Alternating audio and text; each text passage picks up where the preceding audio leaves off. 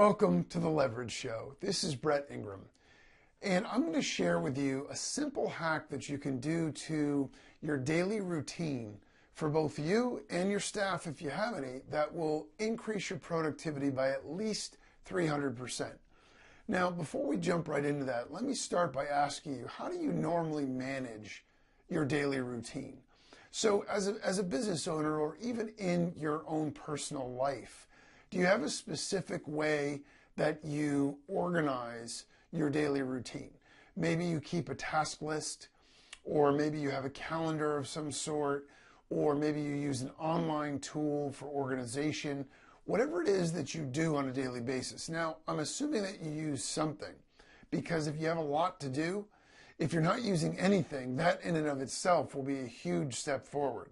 Starting to use something to really organize your day and get to where you want to be, because it's very difficult to get to some place that's sort of far away if you have no idea where you're going. You know, if you live in, say, Florida, and you want to get to Seattle, Washington, and you just get in the car and start driving, and you have no map and you have no compass and you don't even know which direction you're going, sure, you're going to be real busy. You're going to be doing a lot of driving, but I don't know if you're ever going to reach Seattle.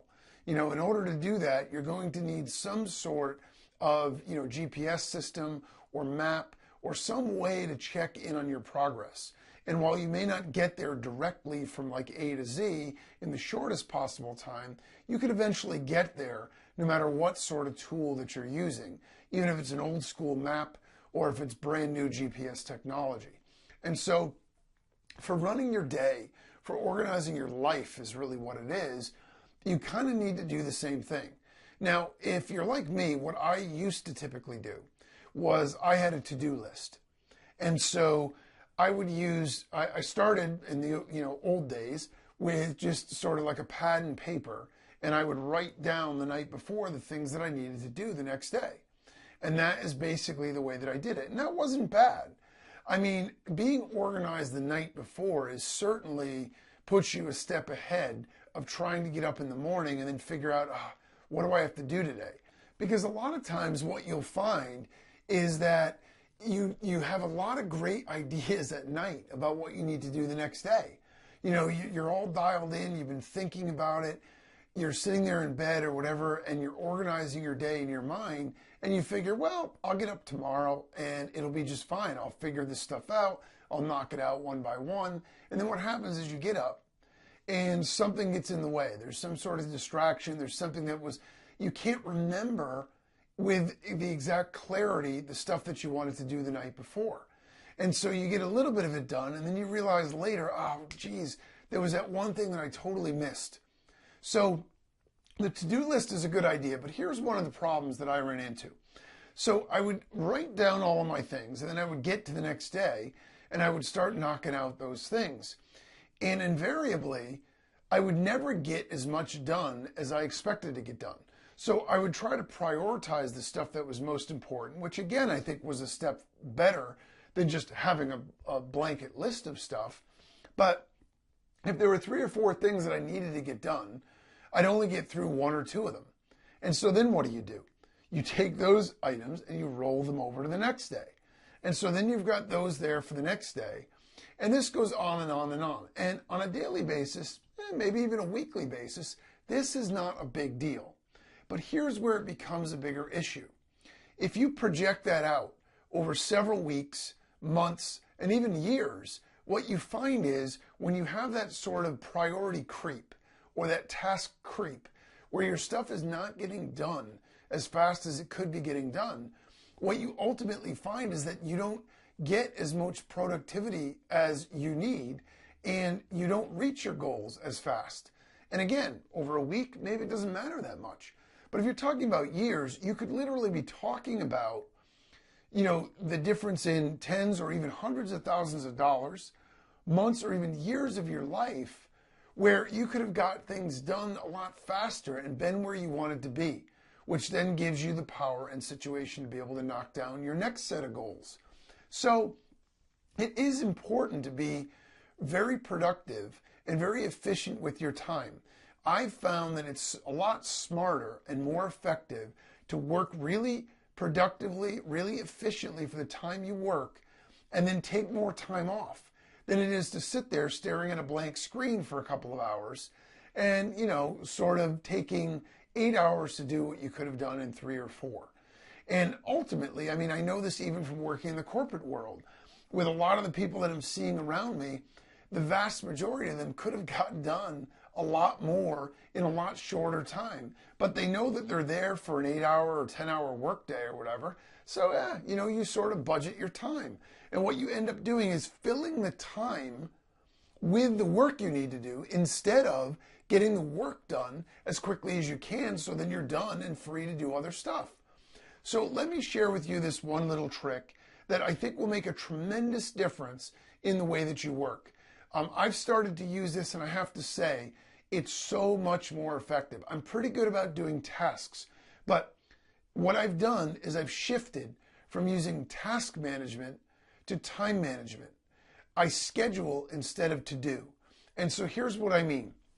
If I have 5 things that I need to do the next day, it's a great check and balance. Instead of putting 5 things on a to-do list that I work on and then check them off as I get them done, the problem with that is distractions come in, things get in the way.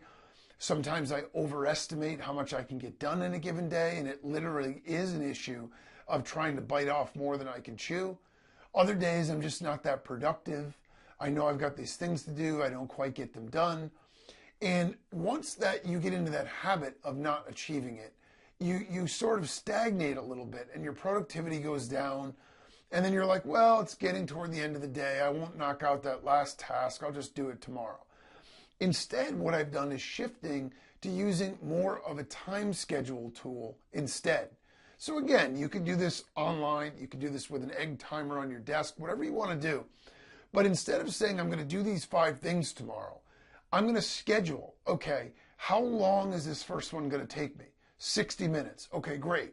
From 9 o'clock to 10 o'clock tomorrow, that's the task I'm going to do. And I'm going to even allow an extra 15 minutes just in case I underestimated how long it's going to take me. Then, how long is the next one going to take? I'll give myself a 15-minute break to check email or do whatever I need to do, and then schedule the next thing. Okay, that one's going to take me 2 hours. So that I'm going to do from 9:30 to 11:30. Okay, so now, but I'm going to add an extra 15 minutes or maybe a half an hour for a longer task. So I'll make that go till 12 o'clock.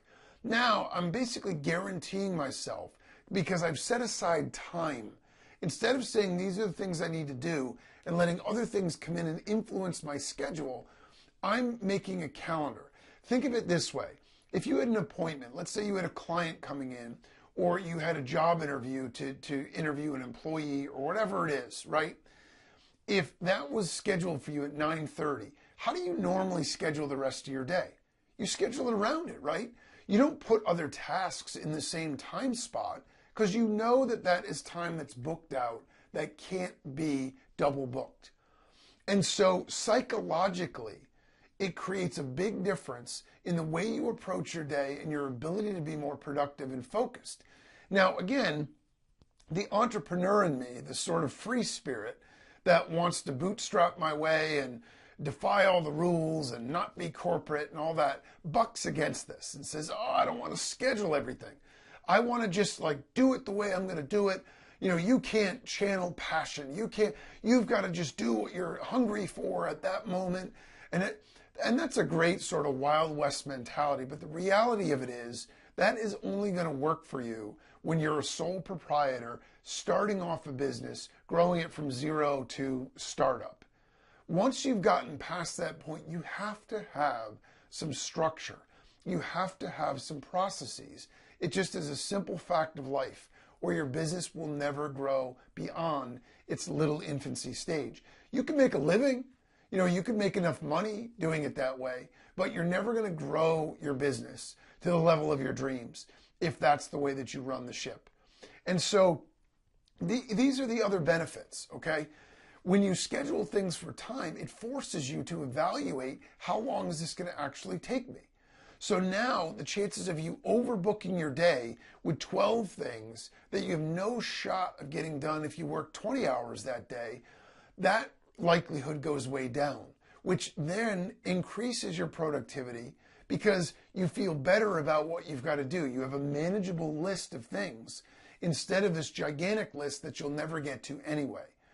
Also, it's a scalable tactic and technique and strategy.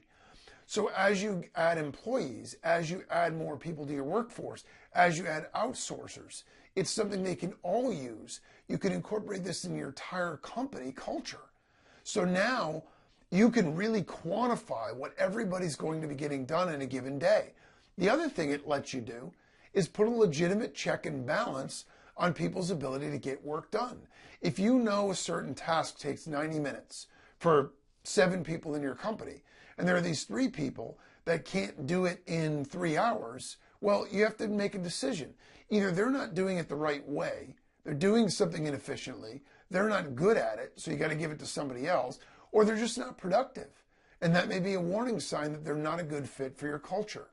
So you get a ton of extra benefits in addition to being super productive yourself. And that is a great way to go about running your business and running your own life. Because when you start to schedule things on a time basis as opposed to a task list, you'll find you have a gigantic shift in your productivity, the way that you approach things, your feeling of accomplishment, because you get the stuff done that you set out to do, and your ability to focus and avoid distraction. Schedule in time for downtime, checking email, talking on the phone, whatever it is that you need to do. It shouldn't be wall-to-wall work, but schedule that time. And what you will find is your productivity will go through the roof. Your employees and staff productivity will go through the roof. Everybody will be happier. You'll make a ton more money, and you'll be amazed at how much more effective, productive, and happy your entire situation becomes. As always, if you have any questions or comments, share them with me at leverageshow.com. And until next time, make it happen.